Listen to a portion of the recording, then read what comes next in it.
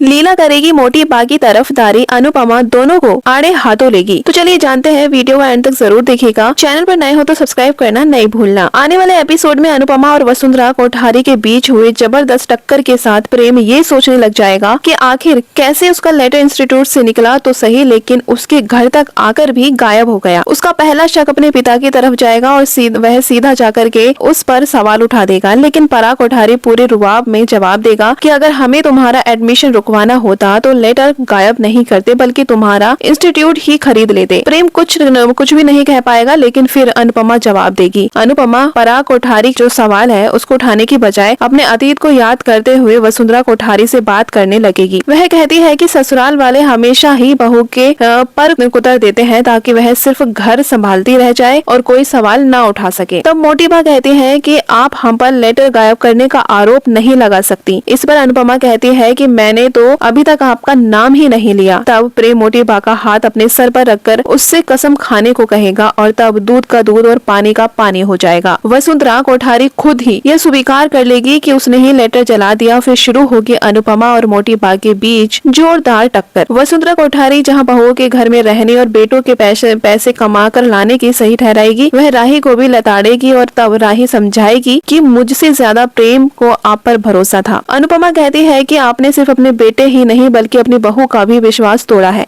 जो आप लोगों के खिलाफ जाकर मुझे इस घर में लेकर आई। वसुंधरा लेकिन अपनी बात पर अड़ी रहती है। हद तो तब हो जाएगी जब लीला भी आकर वसुंधरा कोठारी की तरफदारी करने लगती है कि क्या हो गया, अगर लेटर जला दिया सही तो कह रही है वसुंधरा जी, उनका घर है, उनके नियम है, तो होती कौन है इनके बीच में बोलने वाली। अनुपमा को फौरन वो सब याद आ जाएगा जो लीला ने उसके साथ किया था। वह कहती है कि मैं कुछ भी भूली नहीं हूँ, आप इनकी तरफदारी कर रही हैं ताकि आपने जो किया उसे सही साबित कर सके। अनुपमा लीला को याद दिलाएगी कि उसने एक वक्त पर अनु के साथ क्या क्या किया था। लीला चुप रह जाएगी। अनुपमा वसुंधरा कोठारी से पूछेगी कि ठीक है, अगर आपको चाहिए कि बहू घर में रहे और घर का काम संभाले, बाहर न जाए, लेकिन ये सब शादी से पहले बताया कीजिए ना। ये क्या होता है कि शादी से पहले तो हर बात में हाँ हाँ करते रहते हैं और बाद में गिरगिट की तरह रंग बदल लेते हैं। अनुपमा जब वसुंधरा को लताड़ रही होगी तब पराग कोठारी अपनी माँ का सपोर्ट करेगा और कहेगा कि इस घर में वही होता है जो बा कहती है। लेकिन तब अनुपमा एक ऐसी बात कहती है कि पराग भी सोच में पड़ जाएगा। वह कहेगा कि आप इसलिए इनकी नहीं सुनते हैं क्योंकि आपको ठीक लगता है, बल्कि इसलिए आप इनकी सुनते हैं क्योंकि आपकी इनके ऊपर नहीं चलती है। ये बात सुनकर के अनुपमा की पराग कोठारी सोच में पड़ जाता है।